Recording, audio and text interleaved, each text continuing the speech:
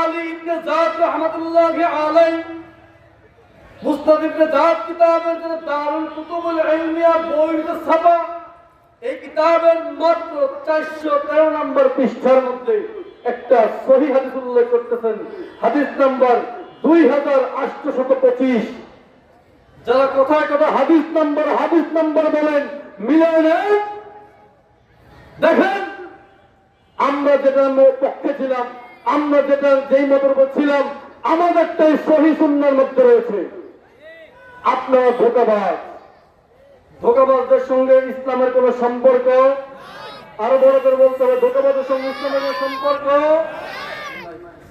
হাদিসটা খেয়াল করেন, আনিস সাঈদ ইবনে ইয়াজিদ قال كانوا يقومون على أحد عمر في شهر رمضان ب20 ركعة। ابن قيم জাওজিয়া তাল্লাকা জালাউল আফহাম, মিশরে ছাপা, এটা অরিজিনাল কিতাবের কথা বলছি। এই জালাউল আফহাম কিতাবের মাত্র 175 নম্বর পৃষ্ঠার মধ্যে, মাত্র 175 নম্বর পৃষ্ঠার মধ্যে এই দলিলটা উল্লেখ রয়েছে। আপনি কি খেয়াল দেখেন, অন্তত কালিমা তো বুঝবেন, দাদা ফুফুরি ডালে আমার কাছে না করে। কোরআন পাকের মধ্যে আমরা জানি আয়াত আছে কয়টা?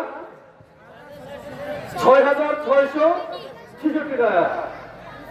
শুধুমাত্র একটা আয়াতের তাফসীর আল্লাহ নিজে করেছেন, আর একটা তাফসীর আল্লাহ করেন নাই। সেটা হচ্ছে সূরা ইনশিরা, 94 নম্বর সূরা। এই সূরার 4 নম্বর আয়াত মাত্র। সূরা ইনশিরা 94 নম্বর সূরা। যাদের মোবাইলে কোরআন আছে খোলেন, মিলিয়ে নেন। এই বসে এই সূরার 4 নম্বর আয়াত, ওয়ারাফা'না লাকা যিকরাক। আল্লাহ বলেন, হাবিব, আমি আল্লাহ আপনার জিকিরকে বুলন্দ করে দিয়েছি, আপনার আলোচনাকে রফা করে দিয়েছি, উঁচু করে দিয়েছি, বাড়িয়ে দিয়েছি। তাফসীর ইবনে কাসিরের মধ্যে উল্লেখ, তাফসীর বগবীর মধ্যে উল্লেখ রয়েছে, তাফসীর আবি সাউদ সহ যত তাফসীর কিতাব রয়েছে সমস্ত তাফসীর কিতাবের মধ্যে উল্লেখ রয়েছে। আমার আল্লাহ জানিয়ে দিয়েছেন, হাবিব, ইয়া রাসূলুল্লাহ, ইয়া হাবিবাল্লাহ, ওয়ারাফা'না লাকা যিকরাক। এর মানে হচ্ছে আল্লাহ নিজেই বলতেছেন, ইযা যুকিরতু যুকিরতা মা'i, যেখানে আমি আল্লাহর জিকির হবে সেখানে আপনি নবীর জিকির হবে, যেখানে আমি আল্লাহর আলোচনা হবে সেখানে আপনি নবীর আলোচনা হবে। বিধান দিয়েছেন আল্লাহ। এখান থেকে আল্লাহ বুঝাইলেন, যেখানে থাকবে লা ইলাহা ইল্লাল্লাহ, বাধ্যতামূলক থাকতে হবে মুহাম্মাদুর রাসূলুল্লাহ। এই কথাটাও ইবনে কাইয়িম জাওজিয়া আহলে হাদিসের গুরু ঠাকুর তিনি তার কিতাবের মধ্যে আনছেন, ইযা যুকিরতু যুকিরতা মা'i। এরপর তিনি লিখতেছেন, দাদা খেয়াল করেন, লা ইলাহা ইল্লাল্লাহ মুহাম্মাদুর রাসূলুল্লাহ ফি কালিমাতিল ইসলাম। লা ইলাহা ইল্লাল্লাহ মুহাম্মাদুর রাসূলুল্লাহ ফি কালিমাতিল ইসলাম, এটা ইসলামের কালিমা। এটা কিসের কালিমা? বলেন কিসের কালিমা? বলেন কিসের কালিমা? আজকে মুসলমান দাবি করে যদি বলি লা ইলাহা ইল্লাল্লাহ, এর পাশে মুহাম্মাদুর রাসূলুল্লাহ টিকবে না, এরা ঈমানদার না বেঈমান? এরা ঈমানদার না বেঈমান? নাম দেয় তাওহীদ মুসলিম জনতা, তাওহীদ জনতা, তাওহীদ, লা ইলাহা ইল্লাল্লাহ তাওহীদ। কিন্তু পাশাপাশি রিসালাত না থাকলে কালিমা পরিপূর্ণ হয়। ইবলিস শয়তান লা ইলাহা ইল্লাল্লাহ বিশ্বাসী ছিল, আবু জাহেল লা ইলাহা ইল্লাল্লাহ বিশ্বাসী ছিল, মগর মুহাম্মাদুর রাসূলুল্লাহ বিশ্বাসী ছিল। এখন দেখতে পাচ্ছি, জরিপ করে মিলিয়ে দেখতে পাচ্ছি, যারা লা ইলাহা ইল্লাল্লাহ দেখলে খুশি হয়, মগর মুহাম্মাদুর রাসূলুল্লাহ দেখলে বেজার হয়ে যায়, তারা অরিজিনালি আমার নবীর উম্মত না, তারা আবু জাহেলের উম্মত। তারা কার উম্মত? বলেন কার উম্মত? আমার নবীর উম্মত তারা হতে পারে। এরা রমজান মাস আসলে দেখা যাবে মুসল্লিরে এমন এক কোপ মারছে, নাপিতের মতো এমন এক কোপ মারছে, চুলের 3 ভাগের 2 ভাগ একটা ফলায় দিছে, নামাজের 3 ভাগের 2 ভাগ একটা ফলায় দেয়।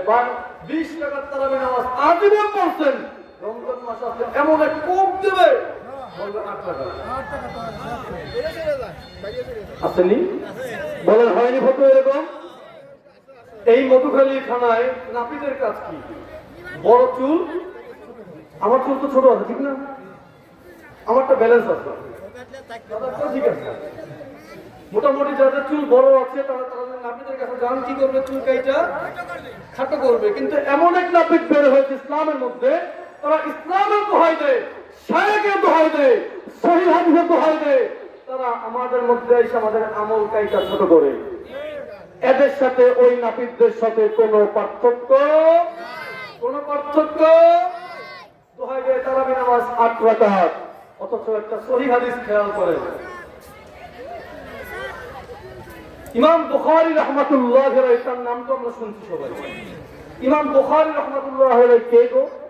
যার ইন্তেকালের সময় দয়াল নবীজি নিজে তাকে নেওয়ার জন্য আসছেন বুখারা নগরে। ইমাম বুখারী যেই অঞ্চলে অবস্থান করতেন, সেই অঞ্চলের চৌরাস্তার মোড়ে ইমাম বুখারীর সমসাময়িক একজন আল্লাহর ওলি দেখতে পাইলেন। নবী কামলিওয়ালা ইমাম বুখারীকে নেওয়ার জন্য হাজির হয়ে গিয়েছেন। সেই ইমাম বুখারী, যিনি বুখারী শরীফে একটা হাদিস লিখতেন, নবীর কাছে জিজ্ঞেস করতেন, হুজুর এটা আপনার হাদিস কিনা, আপনি একটু বলেন। আপনি বললে আমি লিখবো। নবীজি বলতেন, তখন ইমাম বুখারী নোট করতেন। সেই ইমাম বুখারীর উস্তাদের লেখা মুসনাদ ইবনে জাদ, ইমাম বুখারীর উস্তাদ। তাহলে ইমাম বুখারীর যদি এমন মর্যাদা থাকে, এমন পাওয়ার থাকে, বলেন উস্তাদ কি ফালায়া দেওয়ার মতো? উস্তাদ কি ফালায়া দেওয়ার মতো? উস্তাদ আরো বেশি বড় হবে। বৃক্ষ তোমার নাম কি, ফলে পরিচয়। ইমাম বুখারী ছাত্র, ইমাম বুখারী কি জিনিস, ছাত্র কি জিনিস। ছাত্রের মর্যাদা মর্তবা ইলম যদি এইরকম হয়, উস্তাদের মর্যাদা মনে হয় একটু কম। ইমাম আলী ইবনে জাদ রাহমাতুল্লাহি আলাইহি মুসনাদ ইবনে জাদ কিতাবের যে দারুল কুতুবুল ইলমিয়া বইতে ছাপা, এই কিতাবের মাত্র 413 নম্বর পৃষ্ঠার মধ্যে একটা সহিহ হাদিস উল্লেখ করতেছেন, হাদিস নাম্বার 2825। যারা কোথায় কোথায় হাদিস নাম্বার বলেন, মিলায় নেন। দেখেন আমরা যেটা পক্ষে ছিলাম, আমরা যেটা যেই মতের উপর ছিলাম, আমাদেরটাই সহিহ সুন্নাহর মধ্যে রয়েছে। আপনারা ধোঁকাবাজদের সঙ্গে ইসলামের কোন সম্পর্ক, আরো বড় করে বলতে হবে, ধোঁকাবাজের সঙ্গে ইসলামের কোন সম্পর্ক। হাদিসটা খেয়াল করেন, আনিস সাঈদ ইবনে ইয়াজিদ قال كانوا يقومون على عهد عمر في شهر رمضان ب20 ركعة। হযরত সাঈদ বিন ইয়াজিদ রাদিয়াল্লাহু তাআলা আনহু বলেন, হযরত ওমরের জামানায়, হযরত ওমর রাদিয়াল্লাহু তাআলা আনহুর জামানায় মুসলমানরা, লোকেরা রমজান মাসে 20 রাকাত তারাবি নামাজ পড়তেন। হয় নাই? আরো জোরে বলেন, আরো জোরে বলেন সুবহানাল্লাহ, আরো জোরে বলেন সুবহানাল্লাহ। আচ্ছা বলেন দাদা, আমার নবী কামলিওয়ালা যদি 20 রাকাত তারাবি না পড়া 8 রাকাত পড়তেন, হযরত ওমর ফারুক রাদিয়াল্লাহু তাআলা আনহুর বাবার ক্ষমতা আসেনি যে আমার নবীর আমলকে রদ করবে, বাদ দিবে? আমার নবী যেই কাজ করেছেন সাহাবায়ে কেরাম সেটাই করেছেন। আমার নবী যেই কাজ বাদ দিয়েছেন সাহাবায়ে কেরাম সেটা অপকরে বাদ দিয়ে দিয়েছেন। আমার নবী 20 রাকাত তারাবি নামাজ পড়তেন বিদায় সাহাবায়ে কেরাম 20 রাকাত তারাবি নামাজ পড়তেন। চারটা সহিহ হাদিস বললাম না, জাল জয় বললাম না, আত্মশিবিরে কিচ্ছু বললাম না।